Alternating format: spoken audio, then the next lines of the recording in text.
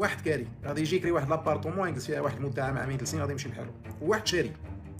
تخيل داك اللي شاري الدار وداك اللي كاري، هذاك اللي كاري ما كيتسوقش، يعني الجليج يكون فيها زوين، الطريه خايبه، اللابط الباب قدام، ماشي بالنسبه لي شي مشكل هذيك، لان هذيك الدار ديال الكرا اللي غادي يدوز فيها واحد الفطره غادي يمشي بحالو. اذا ما غاديش ممكن كاع هو باش يكون غادي يحيد حتى الولاد يديهم معاه، هذيك ما بالنسبه لي ماشي مشكل. لكن اللي شاري كيكون عنده الاهتمام بالتفاصيل، ان هذيك الدويره ديالو غادي تبقى لوليداتو من بعد، اذا كتلقاه التفاصيل ديال التفاصيل، فاش كيمشي يتقطع عليها لي زاكسيسوار، بقى يمشي يشري لاباط ديال البيبان اللي غاليين، التريات الغاليين، احسن ما كاين في الجليج، القبص يجيب المعلمين الواعرين،